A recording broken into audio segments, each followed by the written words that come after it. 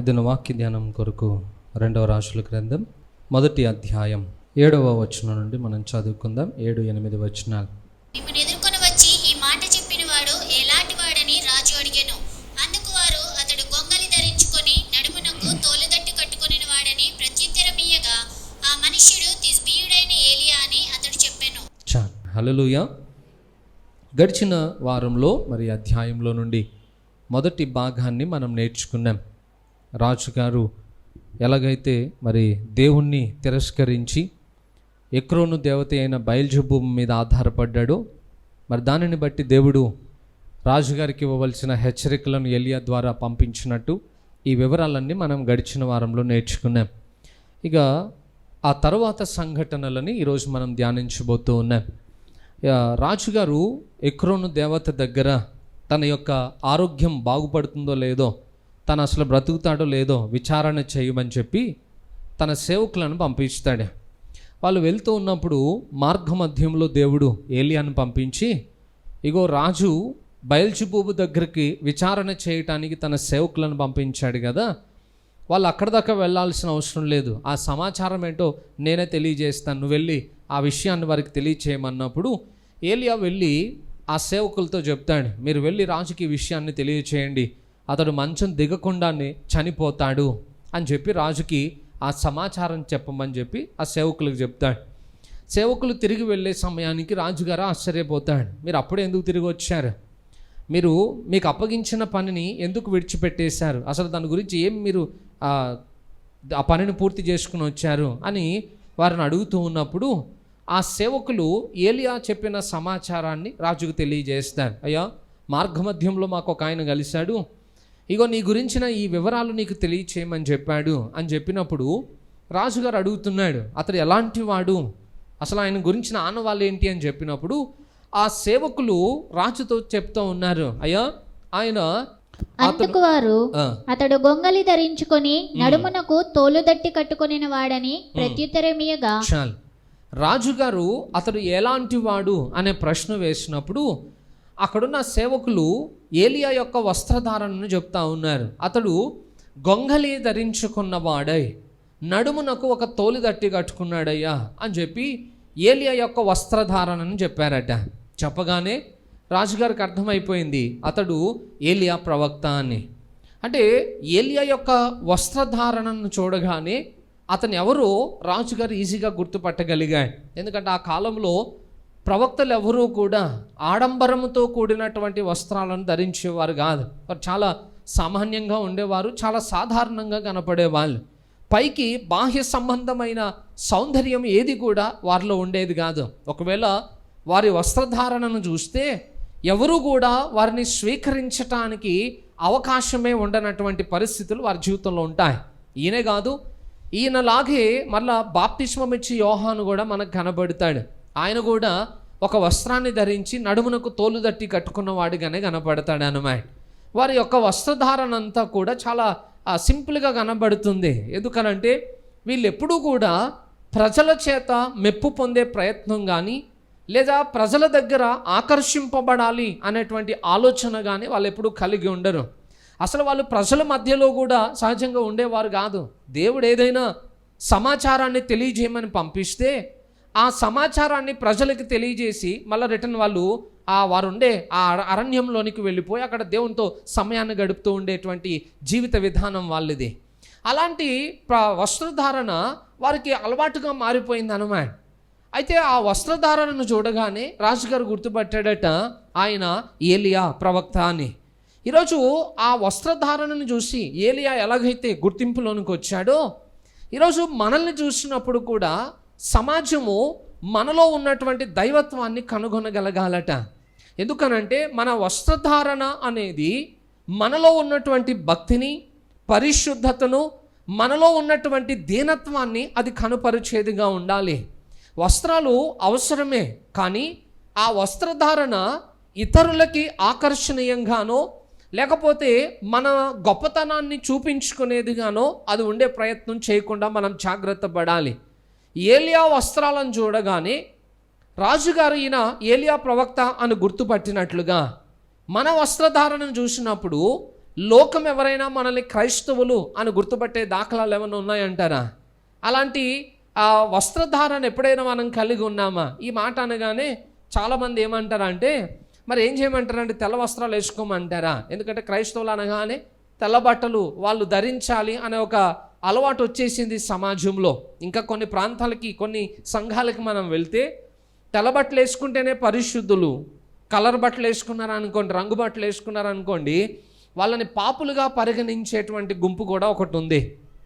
సరే, ఒకవేళ నిజంగానే తెల్ల బట్టలు వేసుకుంటేనే మనం భక్తిపరులం అయిపోతామని అంటే అక్కడ తెల్ల బట్టలతో వచ్చేది కూడా ఏమి లేదు. ఎందుకనంటే హృదయము పాపముతో నిండిపోయినప్పుడు పైకి తెల్లని వస్త్రాలు వేసుకుని మందిరంలోనికి వెళ్ళిపోయినంత మాత్రాన మనం భక్తిపరులు, పరిశుద్ధులు గుంపులోనికి వచ్చేసేయలేం. ఎందుకు? ఇప్పుడు తెల్ల బట్టలు అనేవి చాలామంది వినియోగిస్తూ ఉన్నారు. దందాలు చేసే వాళ్ళు వినియోగిస్తున్నారు, రాజకీయ నాయకులు వినియోగిస్తూ ఉన్నారు, లేకపోతే పంచాయతీలు చేసే వాళ్ళు వినియోగిస్తూ ఉన్నారు. ఇలా చాలామంది ఆ తెల్లని వస్త్రాలను ఒక డిగ్నిటీగా వాడే ప్రయత్నాలు ఈరోజు సమాజంలో జరుగుతూ ఉన్నాయి. మరి ఇప్పుడు మనం కూడా తెల్ల వస్త్రాలు వేసుకున్నంత మాత్రాన మనం భక్తిపరులం ఎలాగైపోతాం? సో అందుకే వస్త్రాలు తెల్లనివా లేదా కలర్వా ఇది కాదు మనం చూడాల్సిందే. మనం వేసుకునేటువంటి వస్త్రధారణ మనలో ఉన్నటువంటి ఒక దీనత్వాన్ని కనుపరచాలట. కానీ ఇప్పుడున్న ప్రస్తుత కాలంలో ముఖ్యంగా క్రైస్తవ సమాజాన్ని మనం పరిగణలోనికి తీసుకుని వస్తే వస్త్రధారణకి చాలా ప్రాముఖ్యతను ఇస్తున్నారట. ఎంత ఆడంబరముతో కూడిన వస్త్రాలను ధరిస్తున్నారనంటే, ఇక మనం ఏదైనా ఒక కార్యక్రమానికి వెళ్ళామనుకోండి, నలుగురు మధ్యలో మనం ఏదైనా నిలబడినప్పుడు లేదా ఒక మీటింగ్కి మనం హాజరైనప్పుడు ప్రజలు మన వస్త్రాలను చూసి మనల్ని పరిగణలోనికి తీసుకుంటున్నారే తప్ప మనలో ఉన్న భక్తి జీవితాన్ని చూసి కాదు.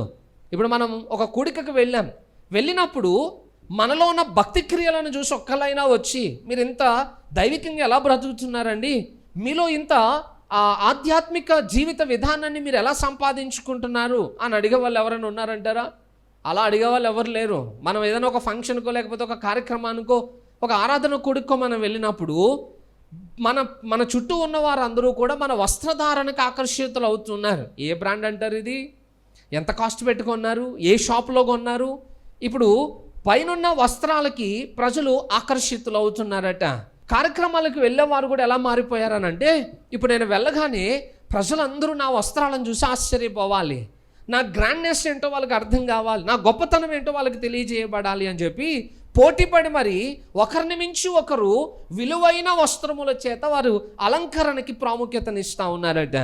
గుర్తుపెట్టుకోండి, బైబిల్లో ఒక మాట రాయబడి ఉంది, నీవు దేవుని మందిరమునకు పోవునప్పుడు, ప్రసంగి గ్రంథం 5వ అధ్యాయం 1వ వచనంలో ఉన్న మాట, నీవు దేవుని మందిరమునకు పోవునప్పుడు నీ ప్రవర్తన అంతటిని జాగ్రత్తగా చూచుకొనుము అని అంటాడు. ఎందుకు ప్రవర్తన గురించి మాట్లాడాల్సి వచ్చింది?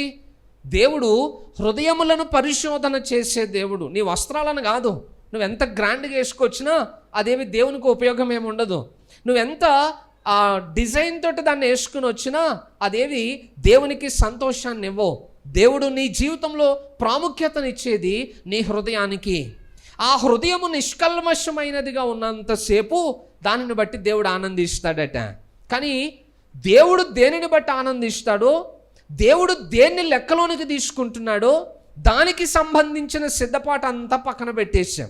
యథార్థంగా ఆలోచన చేయండి, మనం దేవుని మందిరానికి వచ్చేటప్పుడు ఏం బట్టలు వేసుకోవాలా, ఏ కాస్ట్లీ డ్రెస్ వాడాలా, లేకపోతే ఏ కలర్ది వాడాలా, దానికి ఏం మ్యాచింగ్ వాడాలా, ఇవే మనం ఆలోచన చేస్తూ ఉంటాము. కానీ మన హృదయాన్ని ఎలా సిద్ధపరచుకోవాలి, దేవుణ్ణి దర్శించేటప్పుడు దేవుడు నన్ను బట్టి ఎలా సంతోషించాలి, ఈ విధమైన ఆలోచనలతోటి మనం ఎప్పుడైనా దేవుని మందిరానికి వచ్చే ప్రయత్నాలు చేస్తున్నామా? అంతరంగ సౌందర్యాన్ని గురించి మనం మర్చిపోయాం. బాహ్య సంబంధమైనటువంటి సౌందర్య సిద్ధపాటుకి ఈరోజు సమాజం చాలా ప్రాముఖ్యతను ఇస్తుందట. ఇంకా ఇక్కడ మనం ఉన్న ప్రాంతంలో చాలా తక్కువ.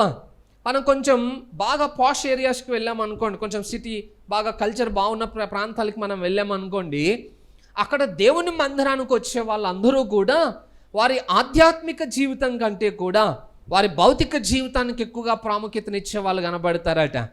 ఆ సంఘాలలో భక్తి లేని వారిని కనుగొనగలగవచ్చు, లేదా పరిశుద్ధత లేని వారిని కనుగొనగలగవచ్చు. బట్ మేకప్ లేని వారిని కనుగొనడం చాలా కష్టమట. ఎందుకనంటే బాహ్య సౌందర్యానికి ఎక్కువగా వారు ప్రాముఖ్యతనిచ్చి ఆడంబరాలతో దేవుని మందిరానికి వస్తున్నారు. ఎందుకు అనంటే మా డిగ్నిటీ కనపడాలి, మా గ్రాండ్నెస్ కనపడాలి. గుర్తుపెట్టుకోండి, ఇక్కడ ఏలియా యొక్క వస్త్రధారణ ఏలియా ఎవరో తెలియజేస్తుంది. ఈరోజు మన వస్త్రధారణ కూడా మనలో ఉన్నటువంటి భక్తిని కనపరచాలి, మనలో ఉన్న దీనత్వాన్ని కనపరచాలి, మనలో ఉన్న పరిశుద్ధతను కనపరచాలి. బట్ ఈరోజు క్రైస్తవ సమాజము పరిశుద్ధతను ఎప్పుడో విడిచిపెట్టేసింది, భక్తి జీవితాన్ని ఎప్పుడో నిర్లక్ష్యం చేయడం మొదలుపెట్టారు, బాహ్య సౌందర్యానికి ప్రాముఖ్యతను ఇస్తున్నారు. అందుకే బైబిల్లో రాయబడి ఉంది, అందము మోసకరము, సౌందర్యము వ్యర్థము. ఈ వస్త్రాలతో మనకు ఏదైనా ఘనత వస్తే అది ఈ వస్త్రాలతో ఉన్నంత కాలమే వస్తుంది. ఈ వస్త్రాలు పోయాయి అనుకోండి, మన ఘనత కూడా వెళ్ళిపోతుంది.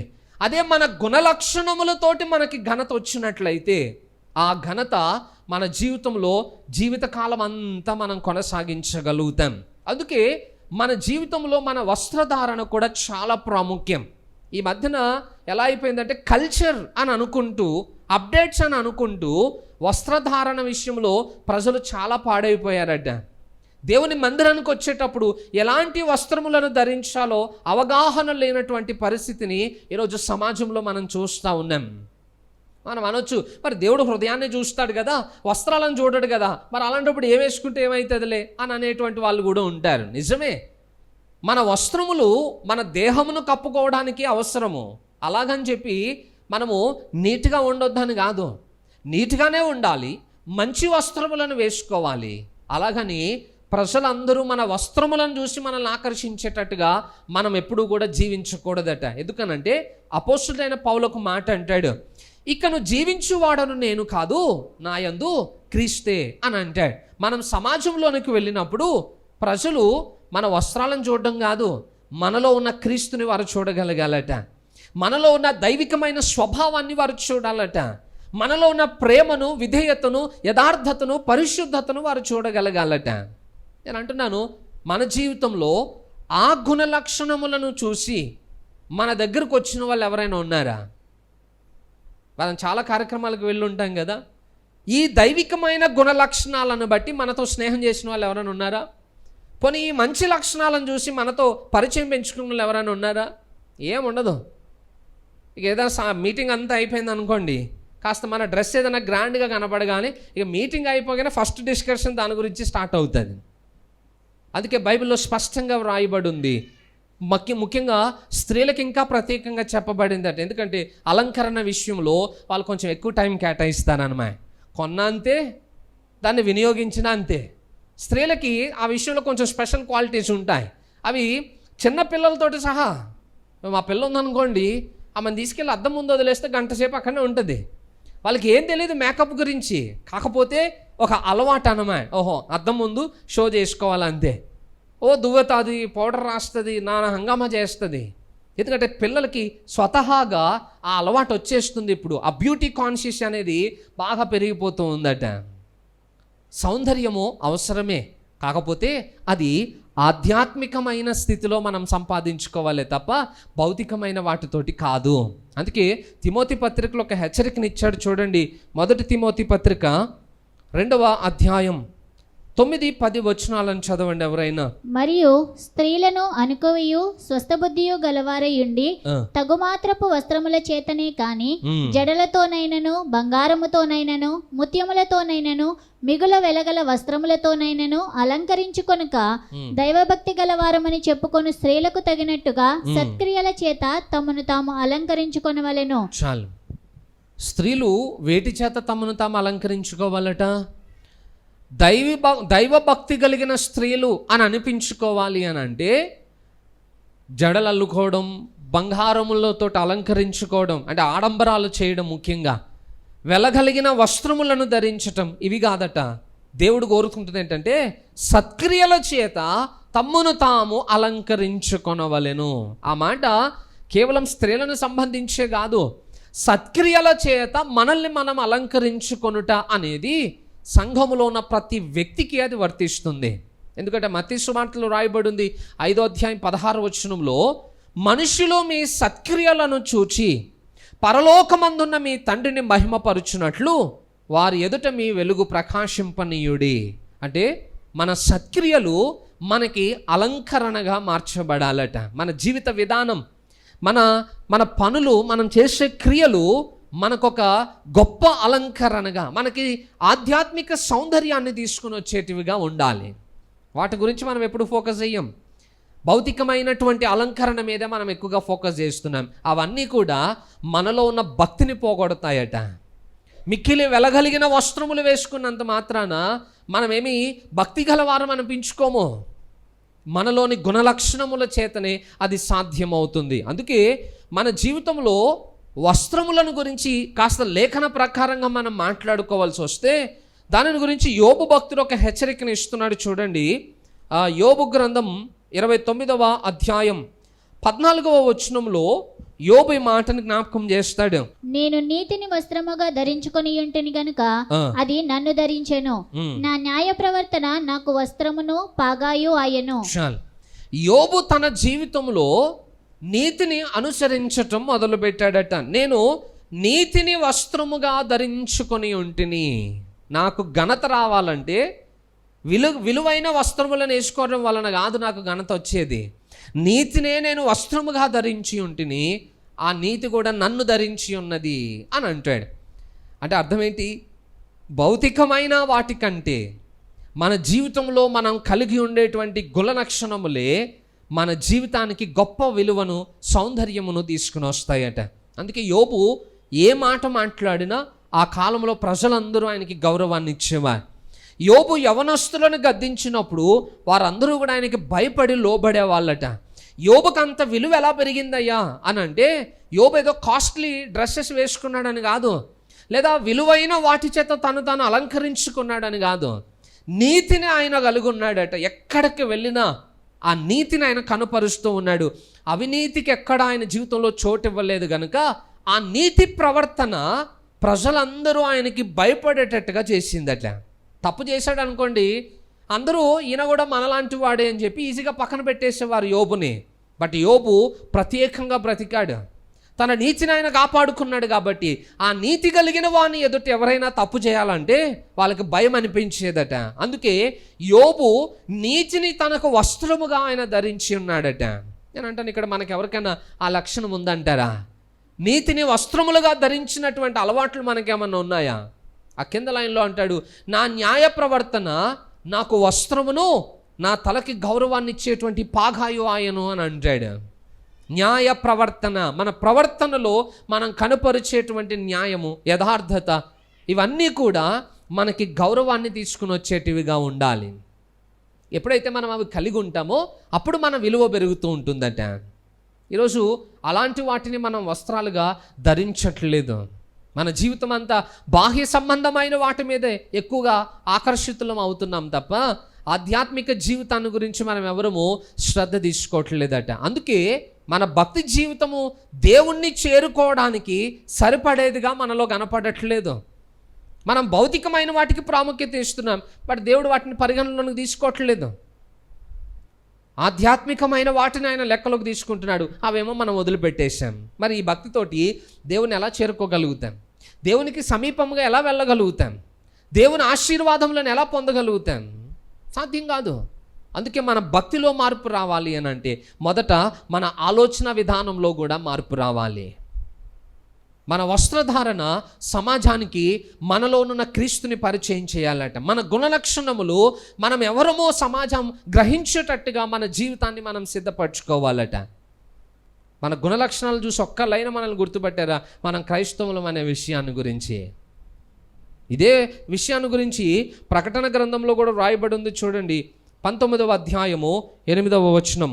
మరియు ఆమె ధరించుకొనుటకు ప్రకాశములను నిర్మలమునైన సన్నపు నారబట్టలు ఆమెకి ఇయ్యబడెను, అవి పరిశుద్ధుల నీతి క్రియలు. మీరు ఆ అధ్యాయం మొత్తం చదివితే సంఘాన్ని గురించి అక్కడ మాట్లాడబడింది. సంఘమును ఒక స్త్రీతో పోలుస్తూ ఆమెకి కొన్ని వస్త్రములు ఇవ్వబడ్డాయట. ఏం వస్త్రాలు అవి? అక్కడ రాయబడిన మాట చూడండి, ప్రకాశములను నిర్మలములునైన సన్నపు నారబట్టలు ఆమెకి ఇయ్యబడెను. ప్రకాశమానమైనవి, స్వచ్ఛమైనవి, నిర్మలమైనవి అని అంటే ఏమి లోపము కలంకము లేనటువంటి బట్టలు ఆమెకి ఇవ్వబడ్డాయట. ఆ వస్త్రాలు ఏంటయ్యా అని అంటే అవి పరిశుద్ధుల నీతి క్రియలే అని అంటున్నాడు. అంటే ఇప్పుడు సంఘం ఏం ధరించాలట? నీతి క్రియలను మనము కలిగిన వారమై ఉండాలి. మిగతావన్నీ పక్కన పెట్టండి. నీతిని మనం అనుసరించాలి, భక్తిని మనం కాపాడుకోవాలి. అప్పుడు సార్వత్రిక సంఘములో మనం చేర్చబడతాం. ఏవో విలువైన వస్త్రాలు వేసుకొచ్చినంత మాత్రాన నిన్ను గొప్పవారుగా ఇప్పుడున్న సంఘాలలో ఎంచుతారేమో.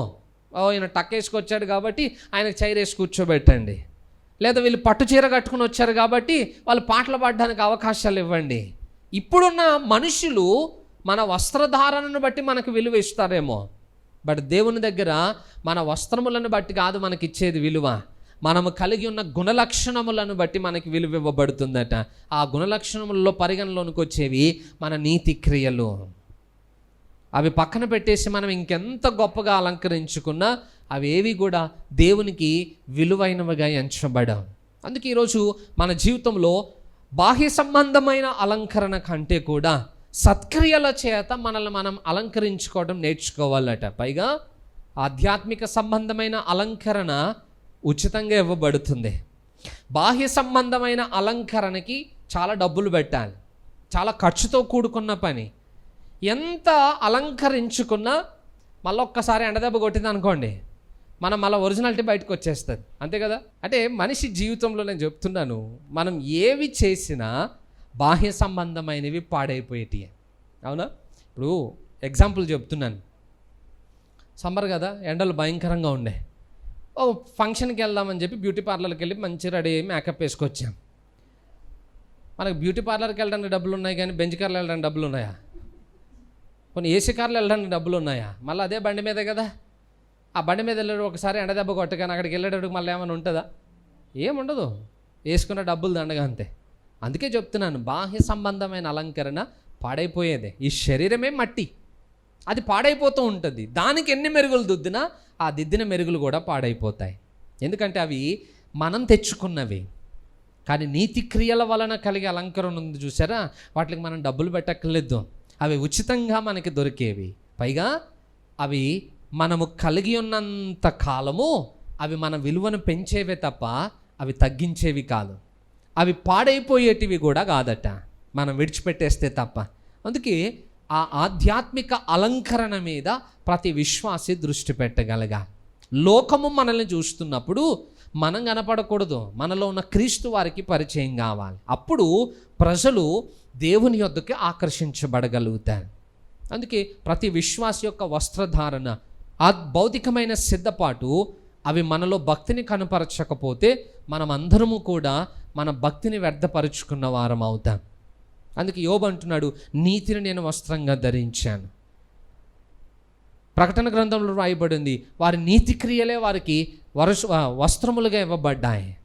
ఈరోజు మనము ఆ గుంపులో చేర్చబడాలి అని అంటే మన వస్త్రధారణ విషయంలో కూడా లేఖనానుసారమైన జీవిత విధానాన్ని మనము కలిగి ఉండగలగాలి. మరలా చెప్తున్నాను, నీట్గా ఉండడం వేరు, ఆడంబరంగా ఉండడం వేరు.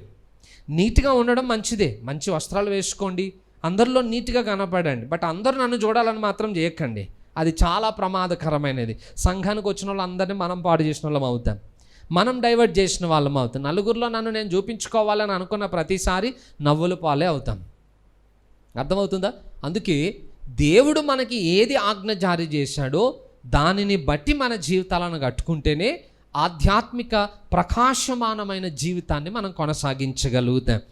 రాజుగారికి ఎప్పుడైతే ఆయన ఏలియా ప్రవక్త అనే విషయం తెలిసిపోయిందో, ఇక రాజుగారు తన సేవకులను పంపించాడట. వెళ్ళండి ఆయనను బంధించి తీసుకుంటాడు అని అంటే ఆయన ఎవరిని పంపించాడట? 50 మంది సైనికులను, వాళ్ళ మీద ఒక అధికారి. ఎవరిని బంధించడానికి? ఏలియాను ఒక్కడి కోసం ఎంతమంది వెళ్తున్నారు? 50 మంది. మళ్ళీ ఆయన మీద వాళ్ళందరి మీద ఒక అధికారి వెళ్ళారు. బయలుదేరి వెళ్తే అప్పటికి ఏలియా ఒక పర్వతం మీద కూర్చుని ఉన్నాడట. ఎందుకు అక్కడున్నాడు? ఏలియా జీవితంలో ఎక్కడున్నా ఆయన దేవునితో సహవాసమును చేసే అలవాటు ఆయనకు ఉంది. ప్రవక్తలకు ఉండే అలవాటు ఏంటంటే, దేవుడు ఏదైనా పని చెప్తేనే వాళ్ళు ప్రజల మధ్యలోనికి వస్తారు, చెప్పమన్న సమాచారం చెప్పమన్న స్థలంలో చెప్పమన్న ప్రజలకి చెప్పేసి మళ్ళీ వచ్చేస్తారు, అంతే.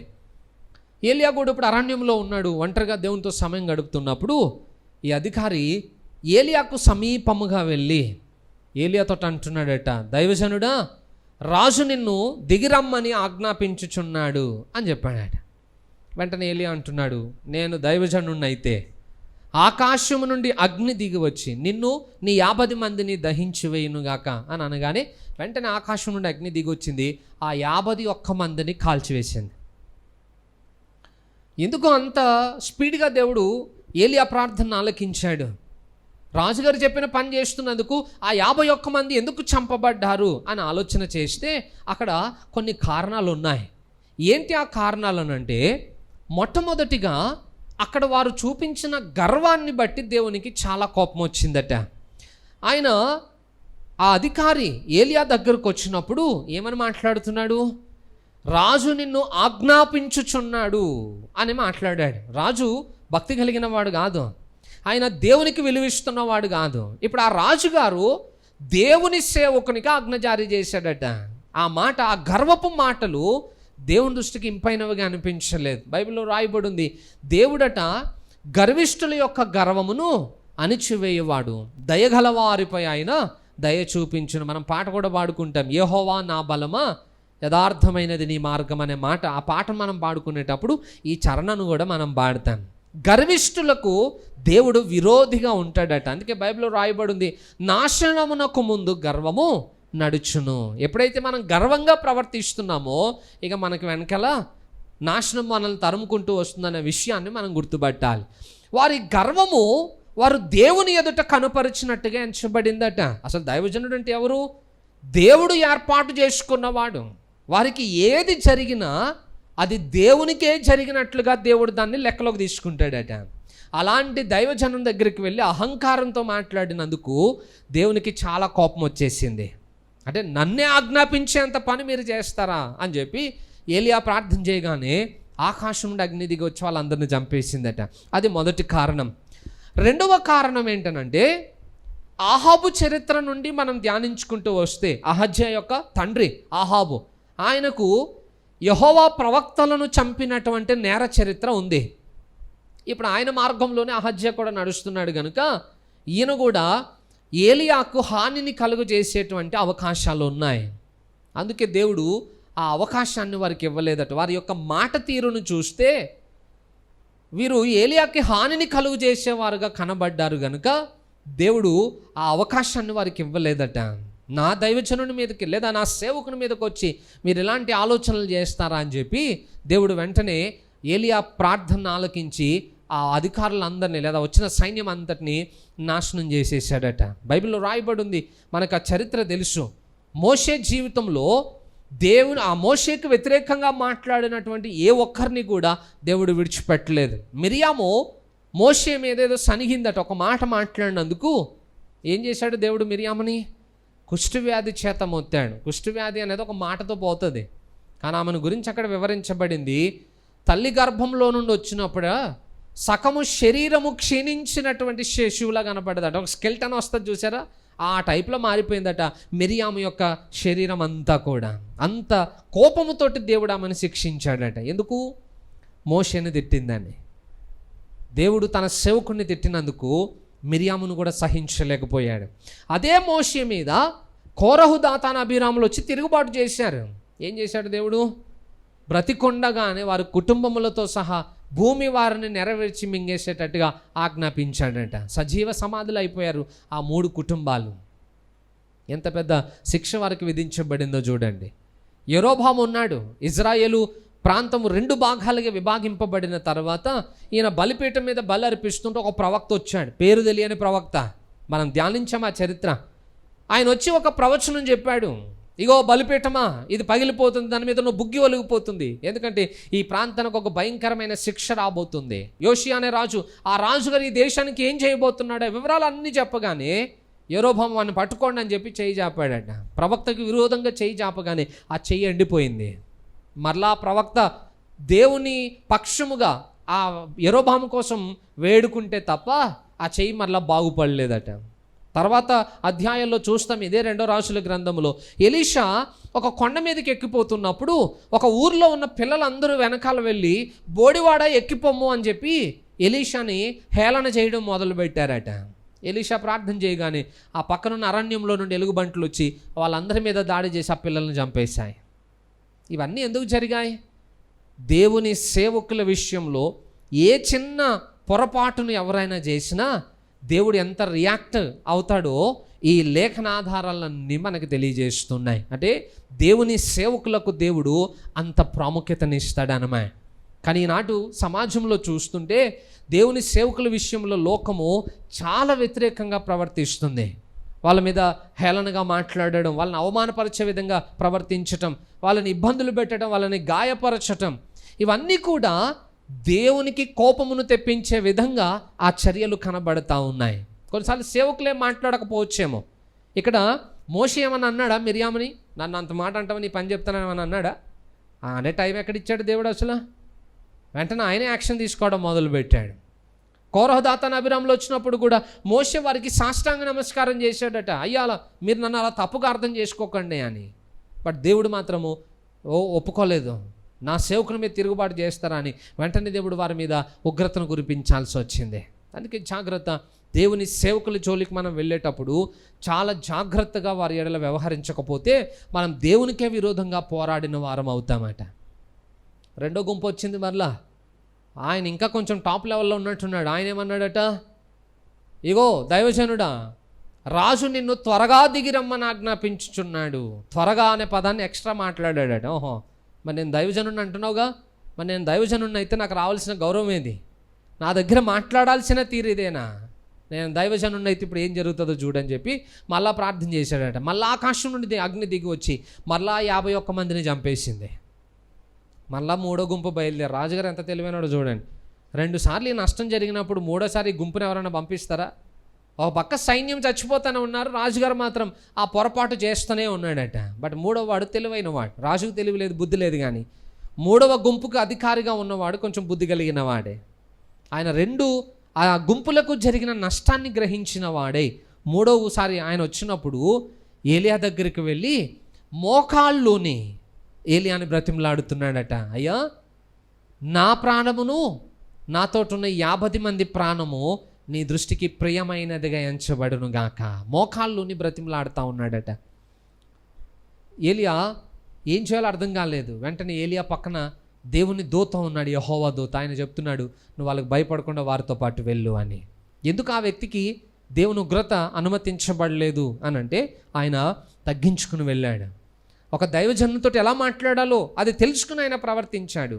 దేవుడు కూడా దాన్ని స్వీకరించాడు. ఓహో, నా ఎదుట ఈయన తగ్గించుకుని మోకాల్లోని మనవి చేస్తున్నాడు కనుక ఈయనకి నా కృపను చూపించాలన్నట్టుగా దేవుడు ఆయన విషయంలో ఆయన కృపను అనుగ్రహించాడు. అందుకే దేవుని ఉగ్రత నుండి ఆ మూడో గుంపు తప్పించబడింది అన్నమాట. ఏలియా తీసుకుని వెళ్ళబడ్డాడు. వెళ్ళిన తర్వాత రాజుగారి దగ్గరికి వెళ్ళగానే ఏలియా చెప్పిన సమాచారం ఏంటి? ఇగో, నీవు మంచము దిగకుండానే నీ వ్యాధిని బట్టి నువ్వు మరణిస్తావు. దారిలో ఉన్నప్పుడు చెప్పిన సమాచారం ఏంటి? అదే. మళ్ళా రాజుగారు ఇంటికి పిలిపించుకుని అదే సమాచారం విన్నాడు. స్థలాలు మారుతాయి బట్ వాక్యం మారదు. చెప్పాడు రాజుకి, నువ్వు చచ్చిపోతావు నీ మంచం మీద. నేను ఏలియా చెప్పినట్లుగానే మంచం మీద ఉండే అహజ్యరాజు చనిపోయాడు. ఏలియా మాట నెరవేర్పు జరగకుండా ఆగలేదు. ఎందుకంటే అది దేవుని నుండి వచ్చినటువంటి మాట. బట్ ఈ కాలంలో ప్రవక్తలుగా పిలువబడుతున్న వాళ్ళు కొంతమంది సమాజంలో ఉన్నారు. ఇది చాలా జాగ్రత్తగా వినండి. ఎందుకనంటే ఇప్పుడు బాగా మోసం చేయబడుతున్నటువంటి సంఘటనల్లో ఇది కూడా ఒకటి. ఇప్పుడున్న చాలామంది ప్రవక్తలుగా పిలువబడుతున్నారు, కానీ వాళ్ళు జ్యోతిష్కుల్లాగా ప్రవచనాలు చెప్తున్నారట. జ్యోతిష్కుడు భవిష్యత్తుని ఎలా చెప్తాడు? ఆకాశ మండలంలో ఉన్నటువంటి కొన్ని సూచనలను బట్టి చెప్తాడు. అవి జరగవచ్చు, జరగకపోవచ్చు. మొన్నటిదాకా ఆంధ్ర ఎలక్షన్స్ గురించి పాస్టర్లు ప్రవచనాలు చెప్పారు, జ్యోతిష్యాలు చెప్పారు, చాలా గొప్పగా మాట్లాడారు అందరూ కూడా. బట్ వాళ్ళ ప్రెడిక్షన్ అంతా ఫెయిల్ అయిపోయింది. ఎవరు ఊహించని రీతిలో రిజల్ట్స్ వచ్చాయి. అయితే ప్రవచనాలు చెప్పినటువంటి సేవకులందరూ ఇప్పుడు ఫెయిల్ అయిపోయారు. జ్యోతిష్కులు కూడా చెప్పారు, కాకపోతే వాళ్ళని గురించి మనకు టెన్షన్ లేదు, ఎందుకంటే మన నమ్మకం వాళ్ళ మీద లేదు. కానీ ప్రవక్తలను అనుకుంటూ దేవుని సమాజంలో ప్రజలను తమ వైపుకు ఆకర్షించుకునే కొంతమంది ఉన్నారు. వాళ్ళు జ్యోతిష్యాన్ని చెప్తూ ప్రవక్తలను పిలువబడుతున్నారు అన్నమాట. ఎందుకు జ్యోతిష్కులు అంటున్నానంటే వాళ్ళని, ప్రవక్తకుండే స్వభావం ఎలాంటిదో తెలుసా? ప్రవక్త ఏదైనా ఒక ప్రవచనం చెప్పాడనంటే ఖచ్చితంగా అది దేవుని నుండి వచ్చింది అయితే అది నెరవేర్చబడుతుంది. బైబిల్లో ఒక్క ప్రవచనమైనా నెరవేర్చబడకుండా అది నిర్వీర్యము చేయబడిన దాఖలాలు ఏమైనా ఉన్నాయా? ఆది కాండం నుండి ప్రకటన వరకు తీసుకోండి. ఒక్క ప్రవచనమైనా ఫెయిల్ అయిపోయింది ఉందా? ప్రతి ప్రవచనము చెప్పినది చెప్పినట్లుగా చెప్పిన స్థలాల్లో జరిగిన దాఖలాలు ఉన్నాయి. ఇంకా కొన్ని ఉన్నాయి, అవి నెరవేర్చబడవలసి ఉన్నాయి. అంత్యదినములకు సంబంధించిన ప్రవచనాలు ఉన్నాయి. ఎందుకంటే అవన్నీ దేవుని నుండి వచ్చిన ప్రవచనాలు కనుక అవన్నీ ఖచ్చితంగా నెరవేర్చబడతాయి. కానీ ఇప్పుడు ప్రవక్తలను పిలువబడుతూ చాలామంది తమ సొంత మాటలను చెప్తున్నారట. ఎలా అయిపోయిందనంటే, ఆహాబు సిరియా రాజు మీదకి యుద్ధానికి వెళ్ళేటప్పుడు కొంతమంది ప్రవక్తలను పిలిపించుకున్నాడు. వాళ్ళందరూ ఏమని చెప్పారు? రాజుగారు మీరు వెళ్ళండి, గెలుస్తారు అని. మీకాయ ఒక్కడే వ్యతిరేకంగా చెప్పాడు. బట్ ఆ ఇద్దరిలో ఎవరిది గెలిచింది? మీకాయ చెప్పిన ప్రవచనమే నెరవేర్చబడింది. మరి మిగతా వాళ్ళందరిది 400 మందిది ఎందుకు అబద్ధం అయిపోయిందని అంటే దానికి వివరణ కూడా ఇవ్వబడింది. అబద్ధమాడు ఆత్మను వారు కలిగి ఉన్నారు కనుక వాళ్ళందరూ కూడా మోసపరచబడ్డారట. అందుకే వాళ్ళ ప్రవచనాలు నెరవేర్చబడలేదు. మరి ఇప్పుడు సమాజంలో ప్రవక్తలము అని చెప్పుకుంటూ ప్రవచనాలు చెప్తున్న వాళ్ళు నిజంగా దేవుని ప్రవక్తలు అందామా? అబద్ధమాడు ఆత్మను కలిగి ఉన్న వారు అందామా? ఒక్క ప్రవచనం ఫెయిల్ అయిపోయినా వారు దేవుని ప్రవక్తలుగా ఎంచబడరు. కానీ బాధాకరమైన విషయం ఏంటంటే ప్రజలు అక్కడికే పరుగులెడుతున్నారు. బైబిల్లో రాయబడి ఉంది ప్రవక్తలకు ఉండే లక్షణాలు ఎలా ఉంటాయో. అసలు ఎవరిని మనం ప్రవక్తలుగా ఎంచాలో ఇంత స్పష్టంగా చెప్పినా మనకు బైబిల్ చదివే అలవాటు ఉంటేగా, ఆదివారం చర్చికి తీసుకురావాలి, తీసుకెళ్ళి మిగతా వారం అంతా సెల్ఫ్లో పెట్టాలి. మనకి ఇలాంటి అలవాటు ఉంది కాబట్టి లేఖనాల్లో ఉన్న విషయం తెలియట్లేదు. అందుకే ఎవరు ఏది చెప్తే మోసపోతున్నాం, వాళ్ళ దగ్గరికి పరుగులు పెడుతున్నాం, భక్తి జీవితాన్ని నష్టపోతూ ఉన్నాం. జాగ్రత్త, రాకడ సమీపం అవుతూ ఉంది, పరిస్థితులు ప్రతికూలం అవుతూ ఉన్నాయి. భక్తులను మోసం చేయవాళ్ళు అనేక మంది బయలు వెడలుతున్నారట. కొంచెం మనం వివేచనతోటి మెలకువతోటి ఉండకపోతే మన భక్తి జీవితాన్ని ఎక్కువ రోజులు మనం కాపాడుకోలేం. మోసపరుచు వారు సమాజంలో చాలామంది ఉన్నారు. అలాగని మనం మోసపోవడానికి అవకాశాలు ఇచ్చామనుకోండి, మన జీవితాల్ని మనమే నష్టపరుచుకున్న వారం అవుతాం. ప్రవక్తలు ఖచ్చితంగా చెప్పింది చెప్పినట్టు నెరవేర్చబడుతుంది. జ్యోతిష్కులు చెప్పింది ఫెయిల్ అవుతుంది, బట్ ప్రవక్త చెప్పింది ఫెయిల్ కాదు. అందుకే ఈనాటి ప్రవక్తలందరూ జ్యోతిష్కులు అయిపోయారు క్రైస్తవ సమాజంలో. ఎక్కడైనా మంచి వాళ్ళు ఉండొచ్చేమో ఒకళ్ళిద్దరో కానీ, బట్ ఈ మధ్యన ఎన్ని ప్రవచనాలు అయితే విన్నానో అన్నీ అవే పొరపాట్లు జరుగుతూ ఉన్నాయి. పేర్లు చెప్పలేం, ఎందుకంటే వాళ్ళని విమర్శించిన దాఖలాలు వస్తాయి. అందుకే మీకు జాగ్రత్త చెబుతున్నాను. మీరు ఎన్నో వాక్యాలు వినొచ్చు, ఆన్లైన్లో వింటారు, యూట్యూబ్లో వింటారు. ఎందుకంటే ఇప్పుడు విరివిగా దొరుకుతూ ఉంది. మళ్ళీ ఎక్కడైనా స్పెషల్ మీటింగ్ అనగానే మనకు అలవాటు, అక్కడికి వెళ్తే ఏమైనా స్పెషల్ బ్లెస్సింగ్స్ వచ్చేస్తాయేమో, లేకపోతే అక్కడికి వెళ్తే వాళ్ళు మనకి ఏదైనా ఎక్స్ట్రా ఆశీర్వాదాలు ఇచ్చేస్తారని ఎక్కడ పడితే అక్కడ పరుగులెట్టడం మనకు అలవాటు. మనకు ఒక చోట కాలు నిలబడదు కదా. ఎక్కడన్నా ఒక చోట ఏదైనా జరుగుతుందంటే ఇంకా గొర్రెల మందల్లో వెళ్ళిపోవడమే. అందుకే మనకు ఆ పేరు పెట్టారు గొర్రెలని. మరి ఎక్కడ పడితే అక్కడ పరుగులు ఎట్టేయడమే, ఏది పడితే అది నమ్మేయడమే, ఏ విధంగా అయితే మోసపోవడమే. అన్నీ నష్టపోయిన తర్వాత మళ్ళీ వచ్చి ఏడవడం. ఎందుకు ఆ బాధ? అందుకే వివేచించండి, పరీక్షించండి, ఏది సత్యమో దాని యందు విశ్వాసం ఉంచండి, అప్పుడు జీవితాలు దీవించబడతాయి. ఏలియా చెప్పింది చెప్పినట్టుగా అహజ్య జీవితంలో జరిగింది.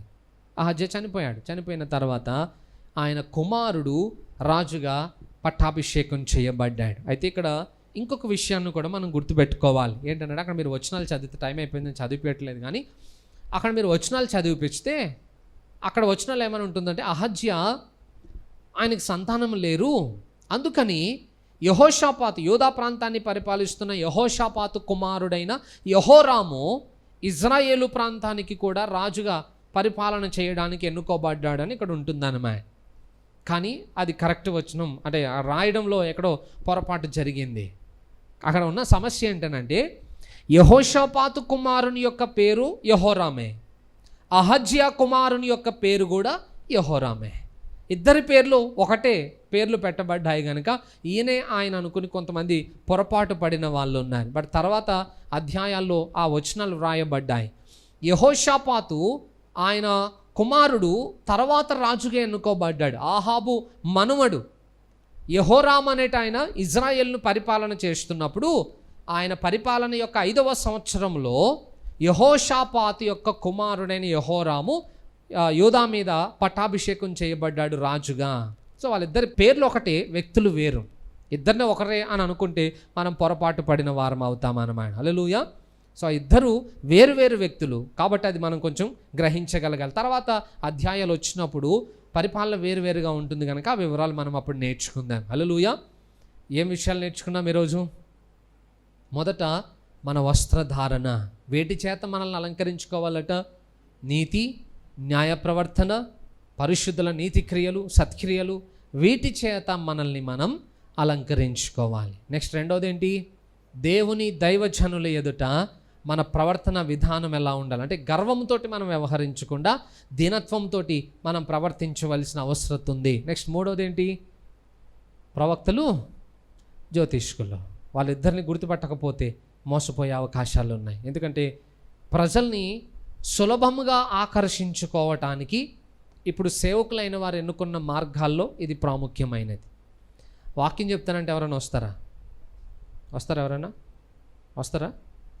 ఎవరు రా? అదే ప్రవచనం చెప్పాను అనుకోండి, రేపు పొద్దున్న నేను 3 కాదు 4 కాదు ఇప్పుడు 10 ఆరాధనలు చేయాల్సి వస్తుంది మన. అవునా కదా? ఇప్పుడు ఒక సంవత్సరంలో 200 మంది కావడానికి సంవత్సరం అంతా మనం ప్రార్థన చేస్తున్నాం. 70 మందిని దేవుని కొరకు సంపాదించడానికి సంవత్సరం పొడుగునా ప్రార్థన చేస్తున్నాను. అవసరం లేదు, అంత కష్టపడక్కర్లేదు. రేపు పొద్దున్న నేను ఒక ప్రవక్తగా పరిచయం మొదలుపెట్టాను అనుకోండి, అది నెరవేరకపోనివ్వండి, నేను చెప్పడం మొదలుపెట్టేసాను అనుకోండి, అయిపోయాగా ఏముంది? ఏ ప్రవచనాలు అంటే ఇప్పుడు అందరూ ఎలా మొదలెట్టారనంటే మీకు జాబు ఎందుకు రావట్లేదు. ఇందాక ఒక బ్రదర్ మాట్లాడుతూ ఉన్నాడు, వాళ్ళు ఏదో ఊరికి వెళ్ళారట. ఊరికి వెళ్తే అక్కడ ఒక ఆవిడ ప్రతి శుక్రవారం ఉపవాసం ఉండి ప్రార్థన చేస్తుందట. ఆమె దగ్గరికి చాలామంది ప్రేయర్ చేయించుకోవడానికి వస్తూ ఉంటారట.